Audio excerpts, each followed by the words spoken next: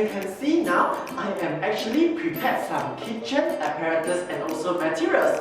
So today we are going to do something special, which is cooking. And on our special menu today is number 1, we are going to make some blue rice, and number 2, we are also going to make some herbal tea. Along the way, we are going to also learn some science. Well, before we start the episode, let me introduce myself. I'm Shin, a resident social distancing scientist from Penang, and also your special chef for the day. Okay, let's take a look at the materials. Number 1, we are going to prepare some flowers, and this flower is actually called butterfly pea flower. It is a vibrant blue color.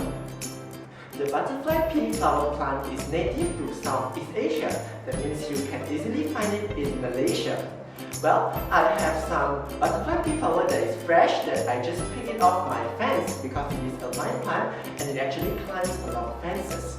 Well, alternatively, you can also find some dried flowers in traditional Chinese medicine stores. The next item that we are going to prepare is some rice to make our blue rice and a rice cooker. And for the herbal tea, we are going to prepare a glass, lemon, and also finally some honey for additional flavoring. You can see here I also have some tools with me, which is a measuring cup, a sieve, and a spoon. Let's dive right in. We'll now start to make the first dish, which is the blue rice. Take a handful of butterfly pea flour. I have a mixture of fresh flour and also dried flour. Put all the flowers into some warm water and we'll let it soak for around 5 minutes, okay, at least 5 minutes, to make sure that all the color dissolves into the water.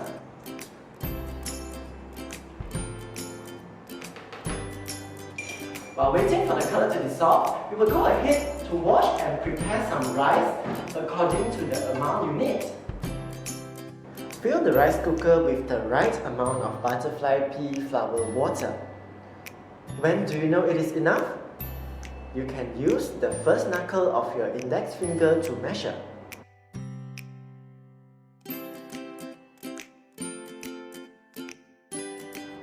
After we finish preparing the rice, let's put it into the rice cooker and wait for it to cook. Okay, while waiting, we will proceed with the second dish, which is the herbal tea. The steps to make herbal tea is very similar with that of the blue rice. First of all, soak some of the butterfly pea flower petals into some hot water and we will stir it to make sure that the color mixes well. Okay, so while waiting for the color to dissolve into the water, we will go ahead and cut open the lemon and squeeze out the lemon juice into a cup.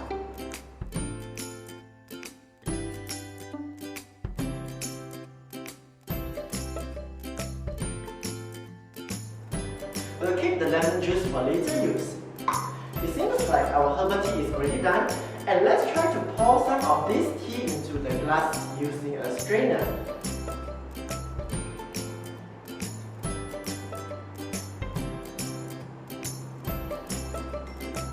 Okay, alright, the next step is I am going to add some honey into the tea to enhance its flavor.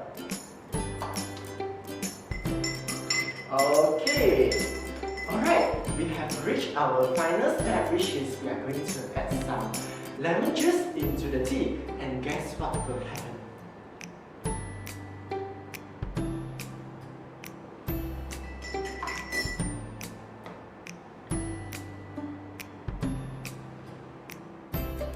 Do you know what gives all plants their vibrant colors?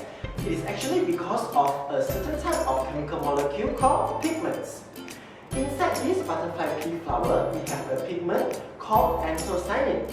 It is a chemical molecule that gives plants black color, purple color, and also dark red color.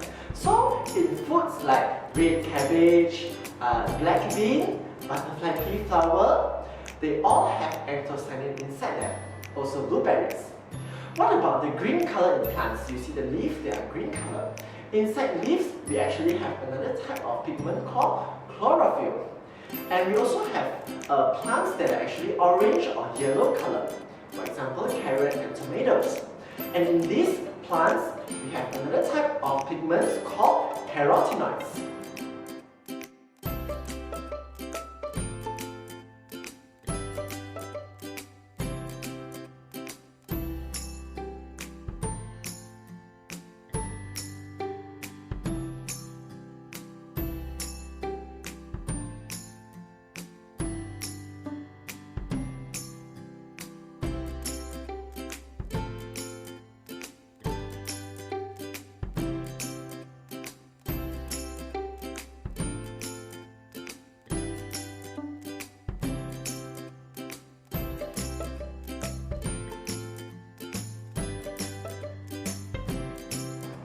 After we dissolve the anthocyanins into water and we pour the blue color water into our rice cooker, the cells inside the rice actually absorbs and picks up all these anthocyanins and turns out blue when the rice is cooked.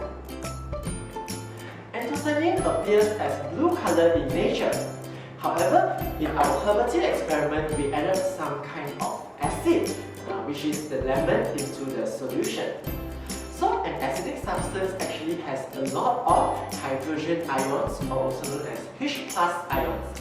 And these ions are actually some positive substances. They are very, very positive. So when anthocyanin reacts with these positive H+ ions, it also becomes more positive and it turns into a more stable chemical molecule. So in this more stable state, the anthocyanin actually appears as red color. But what happens if we slowly increase the pH value to become more alkaline? You can check it out in our acid-base indicator episode to find out what is the effect of alkaline on butterfly pea flower solution. I hope you learned something in today's episode, specifically plant pigments and also anthocyanin. Thank you for watching. Don't forget to click the subscribe button and also the notification bell. I'll see you again next time. Bye bye.